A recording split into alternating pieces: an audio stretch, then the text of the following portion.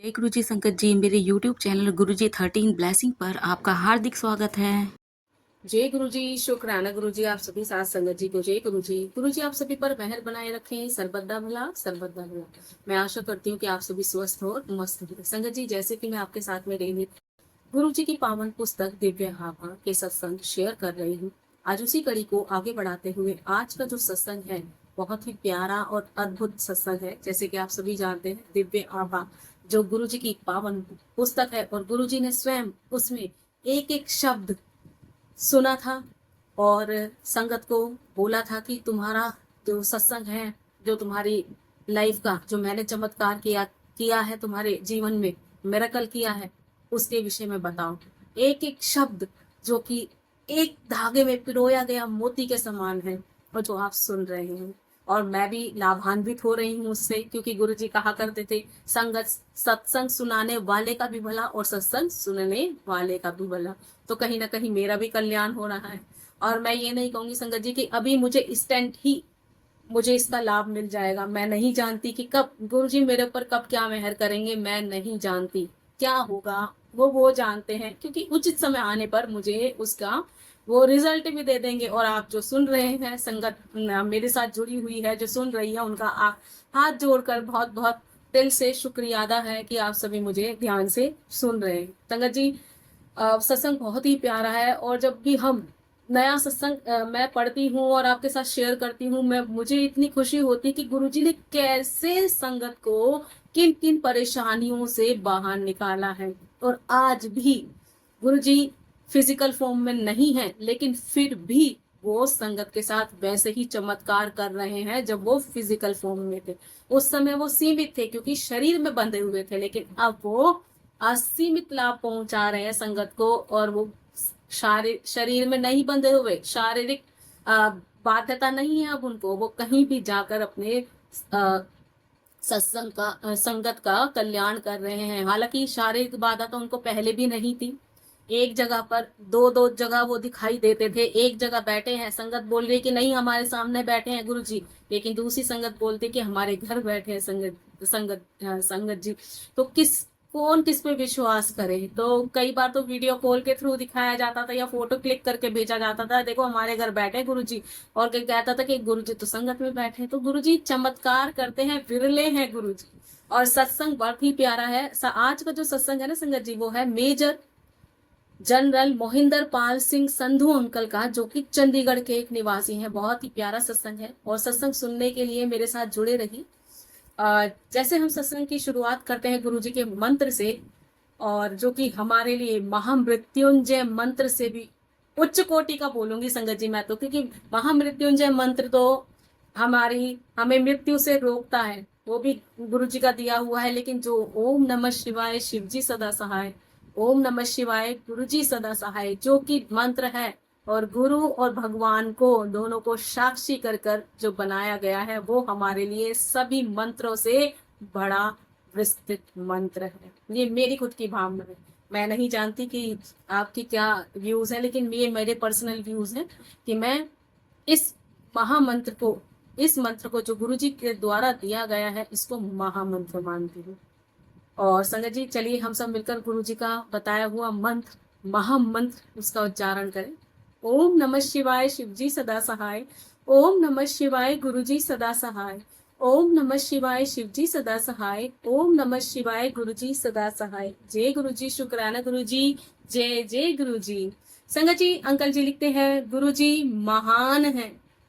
जून 2004 में जब गुरु जी ने अपने चरणों में स्थान दिया, तब से हम अत्यंत सौभाग्यशाली रहे हैं। उस समय से हमारे जीवन में अभूतपूर्व परिवर्तन आया है। वह हमें अधिक आश्वस्त और आनंदमय लग रहा है। गुरुजी के मंदिर के शांत वातावरण में अत्यधिक ऊर्जा का आभास होता है। उनकी दया से हम आध्यात्म पथ पर अग्रसर होते रहे हैं। हमारा स्वभाव अब शांत, नम्र और सुखमय है। वास्तव में अब दुख का कोई स्थान नहीं है। यदि कभी कोई कष्ट आ भी जाता है तो हमें पता है कि गुरुजी की छत्र छाया हमारे ऊपर बनी हुई है और उन्होंने हमारे किसी बुरे कर्म के फल को दूर किया है। एक ऐसा अनुभव जो उनके न होते हुए कहीं अधिक दुखदायी होता है।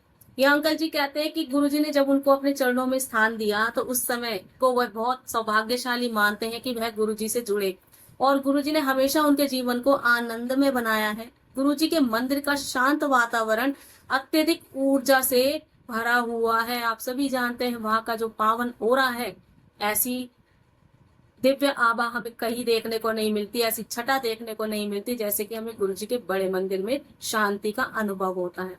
आगे अंकल जी कहते हैं कि गुरुजी की दया से वो आध्यात्म पथ पर आगे बढ़ रहे हैं। उनका स्वभाव अब शांत हो गया है, नम्र हो गया है और सुखमय हो गया है। अब वह दुख में का उनके जीवन में कोई स्थान नहीं है। अगर कोई कष्ट आता है तो वो उनको पता है कि गुरुजी सब संभाल लेंगे, क्योंकि गुरुजी की छत्र छाया हमेशा अंकल जी पर बनी हुई है। उन्होंने हमारे बुरे कर्मों को दूर किया है और वह अपने अनुभवों को बताते हैं कि किस तरीके से क्या क्या किया है। जय गुरु जी, शुक्राना गुरु जी।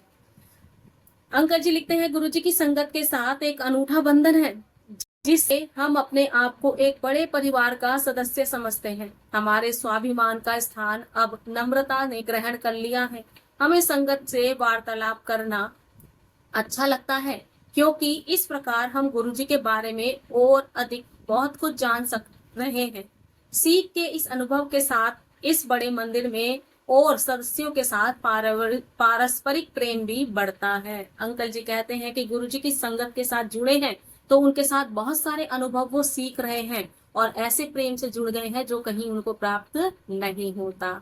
उनके परिवार को कुछ ना कुछ नया सीखने को मिल रहा है सत्संग संगत के माध्यम से और सत्संग के माध्यम से। सत्संगों को सुनकर हमें पता लगा कि गुरुजी को अपने कष्ट बताने की आवश्यकता नहीं है। एक हार्दिक प्रार्थना से ही महापुरुष की कृपा हो जाती है। हमें यह भी आभास हो गया है कि गुरुजी से कुछ विनती करने की आवश्यकता नहीं है। इस प्रकार वह आशा भले ही पूर्ण कर दे, संभव है कि वह सबसे अच्छी ना हो। सर्वोत्तम संतुष्टि और आनंद तब मिलते हैं जब गुरुजी स्वयं कुछ हमें प्रदान करते हैं। इस ज्ञान के प्रतिकूल जब भी हम दुविधा में होते हैं, हम गुरुजी से कुछ मांग बैठते हैं, क्योंकि हम मनुष्य ही हैं। गुरुजी वह आकांक्षा पूर्ण भी कर देते हैं। मेरी पत्नी, हमारे पुत्र और मैंने गुरुजी के पास जाना एक साथ आरंभ किया था। मेरी पत्नी और पुत्र को शीघ्र ही गुरुजी में विश्वास हो गया था और मेरा संशय बना हुआ था। ये अंकल जी कहते हैं कि गुरुजी की कृपा मिलना हर किसी के सौभाग्य के लिए बहुत जरूरी है, सौभाग्यशाली समझता है वो। यहाँ पर कहते हैं अंकल जी कि उनको ज्ञान प्राप्त हो रहा था गुरुजी के, लेकिन उनको दुविधा भी थी। वो कहते हैं कि उनकी पत्नी और पुत्र तो शीघ्र ही गुरुजी से आकर्षित हो गए थे, उनका प्रेम बन गया था, लेकिन अंकल जी को उन पर फिर भी संशय बना हुआ था। अंकल जी को विश्वास नहीं हो रहा था। जय गुरु जी, शुक्राना गुरु जी। सशर्त विश्वास का प्रयास, कैसे विश्वास जगाया उसी का वर्णन करते हैं। जब हम गुरुजी के पास दूसरी या तीसरी बार भी गए होंगे, मैंने मन ही मन गुरुजी को कहा, मैं आपको तब गुरु मानूंगा जब आप चंडीगढ़ में एक व्यापारी के पास से मेरे अटके हुए 5 लाख रुपए मुझे वापस दिला देंगे। यह शर्त लगा दी अंकल जी ने। परंतु कुछ और दिन संगत में आने के बाद उनको पता लगा कि गुरुजी के सामने केवल धन के लिए ऐसी शर्त रखना, मैंने बहुत बड़ी गलती कर दी है। मैं फिर उनसे विनती कर क्षमा याचना करने लगा और कहने लगा, इस धन के लिए मुझे आपकी सहायता नहीं चाहिए। 1 सप्ताह के बाद जब मैं बेंगलोर में था, मुझे उस व्यापारी का फोन आया। उसने कहा वह पैसे वापस दे देगा और साथ में 3,000 रुपए ब्याज भी देगा। गुरुजी महान है। यहाँ कहते हैं कि उन्होंने गुरुजी से अपने मन में, जब गुरुजी के पास गए, उनको विश्वास नहीं हो रहा था, तो उन्होंने बोला मैं गुरुजी को तब गुरुजी मानूंगा तब वो मेरे अटके हुए पैसे 5 लाख रुपए किसी को दिए हुए थे व्यापारी को, वो दिला देंगे, मैं तो तब में विश्वास करूंगा। अब क्या हुआ, जैसे वो संगत में जाने लगे, अनेक सत्संगी के संगत के सदस्य के जो सत्संग सुनते थे, उनको आभास हुआ कि उन्हें तो बेकार में ही गुरुजी से ऐसे ही बात करी। गुरुजी तो धन से बहुत ऊंचे हैं और मैंने कहा धन की अभिलाषा गुरुजी के सामने कर दी। अब कहते हैं कि जब मेरे मन में पछतावा हुआ तो 1 हफ्ते के बाद जब अंकल जी बैंगलोर में थे, तो उस व्यापारी को जिसको 5 लाख रुपए दिए हुए थे, उसका अपनी साइड से फोन किया। उस व्यापारी ने अंकल जी को बोला कि वो पैसे लौटा देगा और साथ में 3,000 रुपए उनका ब्याज भी देगा। जो पैसों पर ब्याज लग रहा था वो भी वो लौटा देगा। आगे अंकल जी कहते हैं, गुरुजी सच में महान है। जय गुरुजी, शुक्राना गुरुजी। गुरुजी की सुगंध। प्रारंभिक दिनों में जब भी हम मंदिर जाते थे, मेरी पत्नी और मेरे पुत्र को उनकी तीव्र सुगंध आती थी, पर मुझे नहीं आती थी। संभवतः मैं गुरुजी में इतना विश्वास नहीं करता था। 1 महीने के पश्चात रात को शैया पर लेटे हुए मैं सामने गुरुजी का चित्र देख रहा था। उनके बारे में सब अति सुंदर सत्संग सुनने के पश्चात भी उनमें संशय के भाव रखने के लिए मैं याचना कर रहा था और मन ही मन उनका सच्चा भक्त बनने का वचन भी दे रहा था। इससे पहले मैंने कभी इतनी निष्कपट प्रार्थना नहीं की थी। अचानक मेरे तकिए से उनकी तीव्र सुगंध आई, जिसकी पुष्टि मेरी पत्नी ने भी की। अति उदार गुरुजी ने मेरी प्रार्थना सुन ली थी और उनका सच्चा सेवक बन गया था। उसके बाद मैंने कभी पीछे मुड़कर नहीं देखा। गुरुजी सच में वास्तव में महान। ये अंकल जी कहते हैं कि एक बार क्या हुआ कि वो मंदिर में जब जाते थे तो उनके पुत्र और उनकी पत्नी तो गुरुजी से पहले ही जुड़ गए थे। उनको वहां पर गुरुजी की फ्रेग्रेंस आती थी मंदिर में जाते के साथ, लेकिन अंकल जी को नहीं आती थी। अंकल जी एक बार अपने बेड पर लेटे हुए थे और सामने गुरुजी का बड़ा सा स्वरूप लगा हुआ था उनके कमरे में ही। तो वो सोच रहे थे कि आप सबके ऊपर कृपा करते हैं, लेकिन उनके उनके ऊपर क्यों नहीं हो रही, मतलब उनको विश्वास क्यों नहीं हो रहा आपके ऊपर। वो कहते हैं पहली बार मेरे मन में ऐसी याचना जागी थी, क्योंकि सच्चे मन से इस बार उन्होंने पुकारा और गुरुजी ने उनकी प्रार्थना सुन ली कि मेरे बेटे को और मेरी बीवी को तो बार बार फ्रेग्रेंस आती है, मुझे क्यों नहीं आती, क्या मैं इतना बड़ा भागा हूँ, पापी हूँ।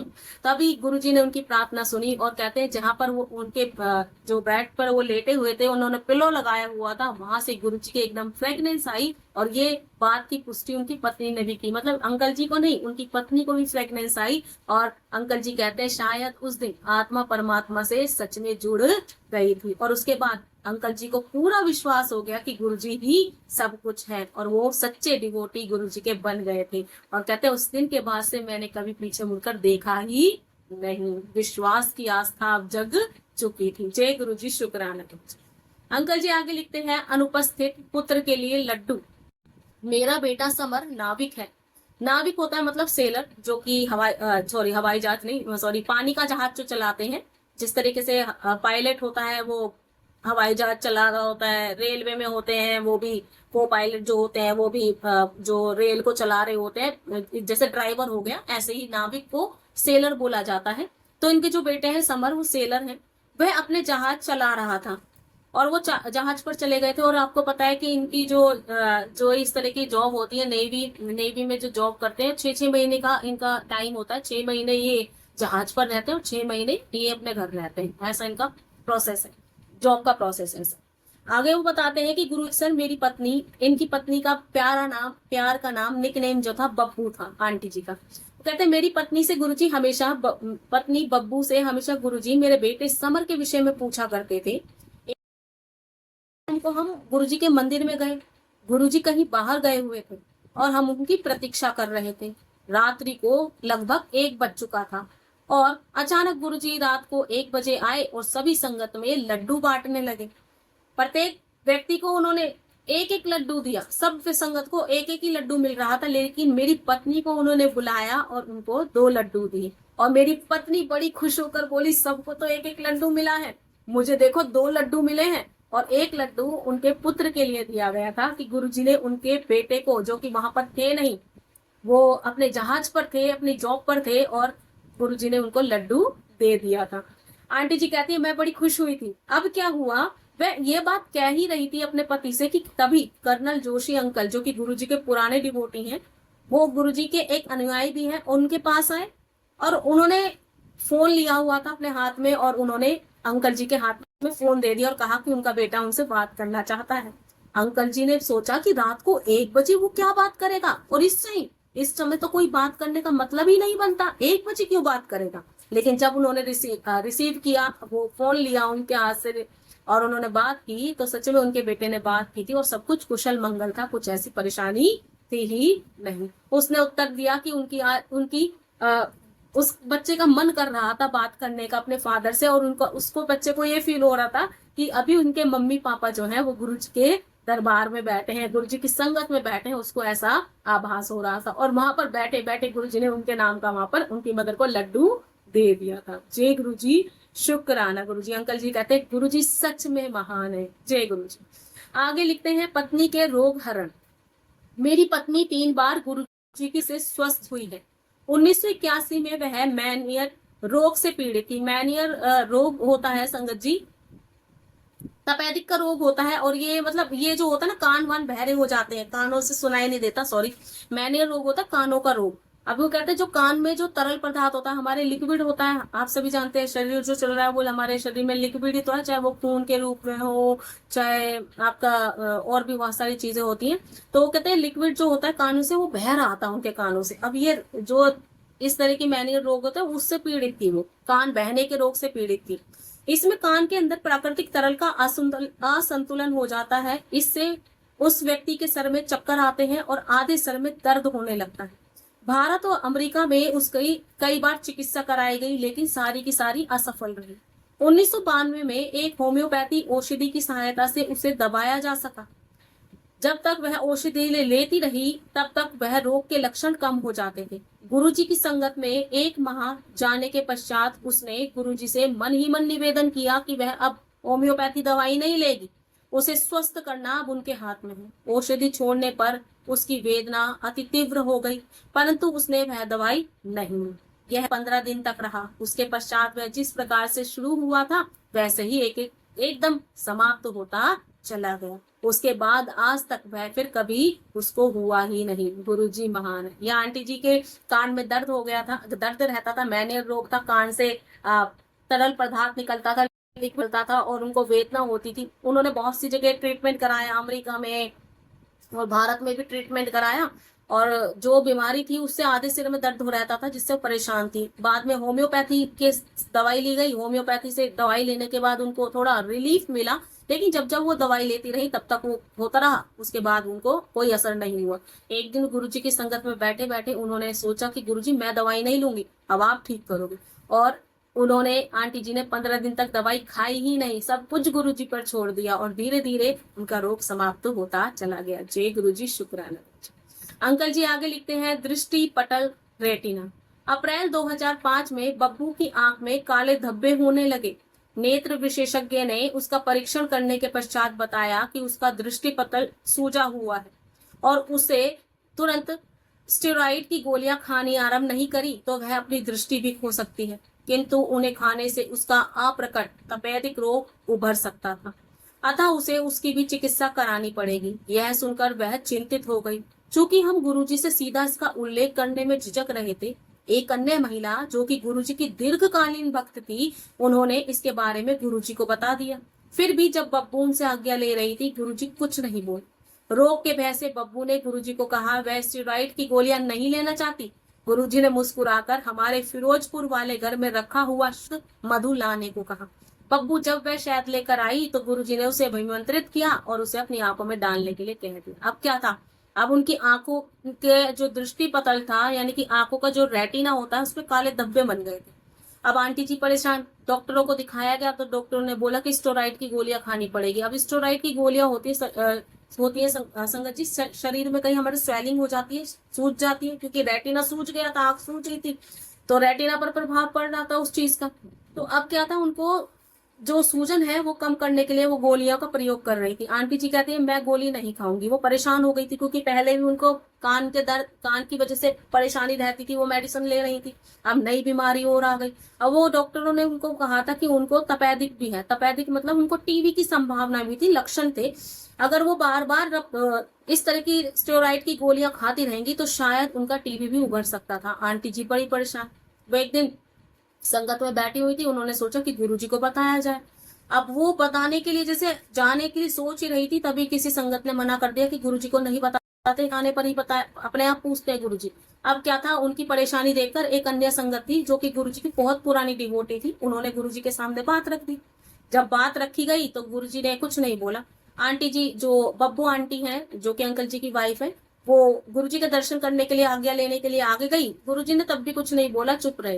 लेकिन आंटी ने बोल ही दिया अपने मुंह से कि वो दवाई नहीं खाएगी, अब मुझे नहीं खानी दवाई, आप ही देखो। तब गुरुजी ने उनके घर में रखे हुए, जो कि उनका घर फिरोजपुर में था, वहां पर कोई उनका पुराना शहद रखा होगा, कोई हनी रखा होगा पुराना, तो गुरुजी ने उनको कहा कि वो लेकर आना। जब वो लेकर पहुंची उनकी संगत में तो गुरुजी ने उस शहद को अभिमंत्रित किया और कहा कि आंखों में डालना है, डेली डालना है। अब क्या हुआ, कुछ दिन पश्चात बब्बू का परीक्षण चंडीगढ़ स्थित हमारे पारिवारिक नेत्र विशेषज्ञ के ने किया। उसने कुछ औषधियां खाने को कहा और आंखों में डालने वाली बूंदें भी दे दी, और बूंदों का प्रभाव नहीं रहेगा। उसने बोल दिया कि अगर तुम शहद डालोगे आंखों में तो जो आंखों की जो आई ड्रॉप दी जा रही है उसका प्रभाव खत्म हो जाएगा, कोई फर्क नहीं रहेगा, जीरो रिजल्ट रहेगा।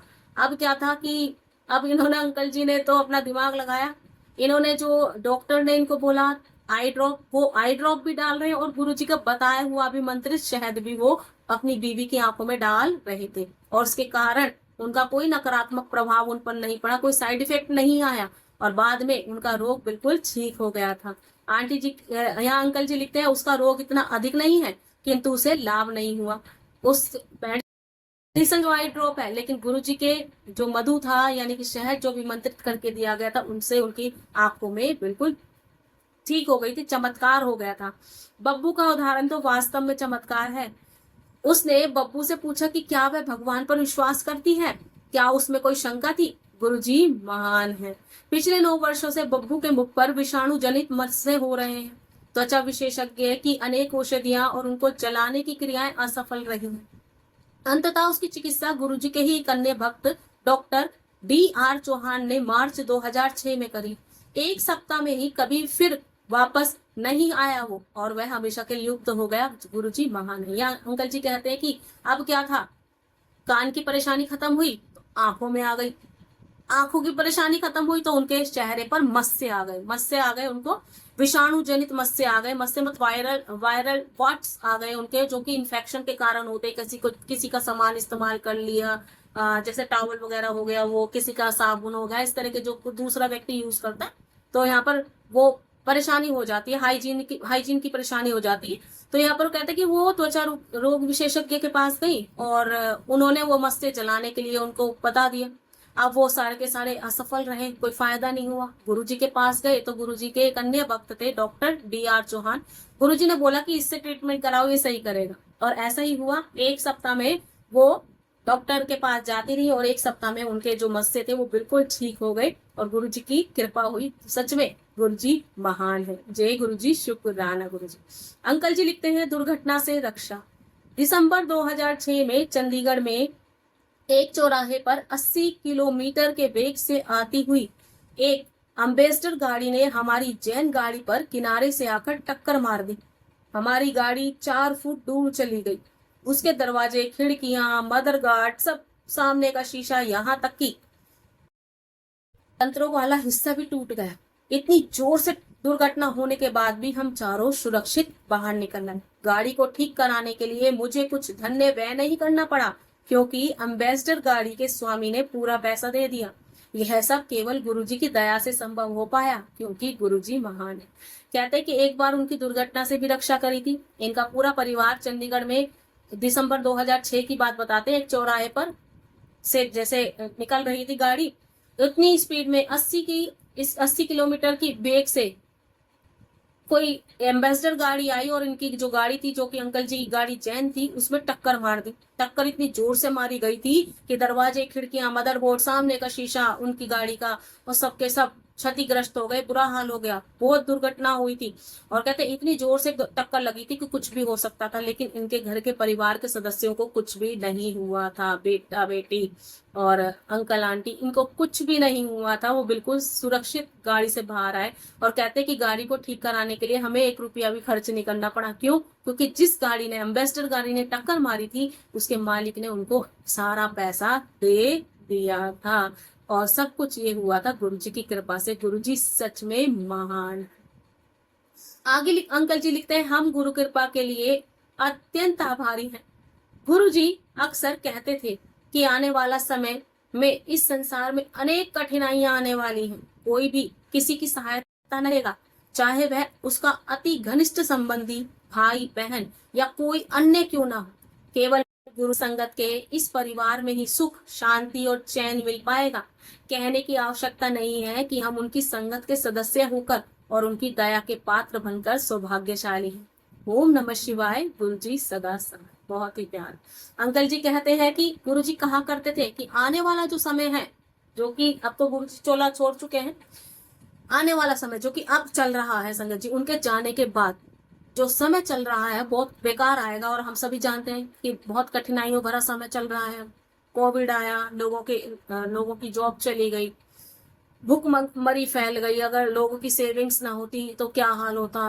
लाशें, डेड बॉडी ऐसी की ऐसे रही, पड़ी रही। किसी ने मतलब परिवार के सदस्यों ने अंतिम दाह संस्कार तक नहीं किया, अंतिम संस्कार तक नहीं किया। बहुत बुरा हाल था, बहुत बुरा समय चल रहा है, और अभी भी बहुत बुरा समय चल रहा है। जहां देखो वहीं डिवोर्स, जहां देखो वहीं बीमारी, जहां देखो वहीं कलेश, भाई बहन, माता पिता, कोई प्रेम भाव नहीं है। सगा सगा कोई किसी का सगा नहीं रहा।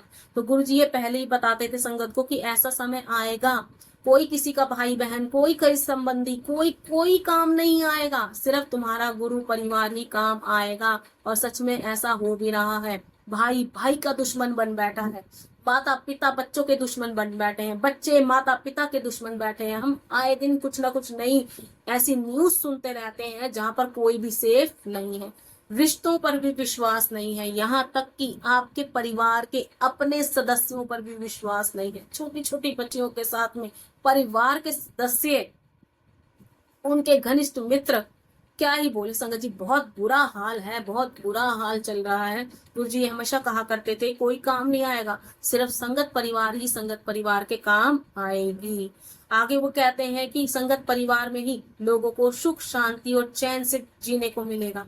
कहने की आवश्यकता नहीं है कि गुरु जी की संगत के सदस्य होकर अब उनको पता चला कि सच में गुरु जी की दया उन पर हो रही है, और वो गुरु जी की संगत बनकर बड़े सौभाग्यशाली अपने आप को महसूस करते हैं। आगे उन्होंने गुरु जी का महामंत्र लिखा है, मैं तो महामंत्र बोलूंगी। ओम नमः शिवाय, शिव जी सदा सहाय, ओम नमः शिवाय, गुरु जी सदा सहाय। बहुत ही प्यारा सत्संग। और संगत जी सच में इतने अद्भुत सत्संग है ना इस बुक के, बहुत ही प्यारे सत्संग है। और पढ़िए, आप सुनिए। मैं तो यही बोलूंगी गुरु जी सब पे मेहर करना, सब पर अपनी कृपा दृष्टि बनाए रखना। और आज मैं अपनी वाणी को ही विराम दूंगी। जय गुरु जी, शुक्राना गुरु जी, जय जय गुरु जी।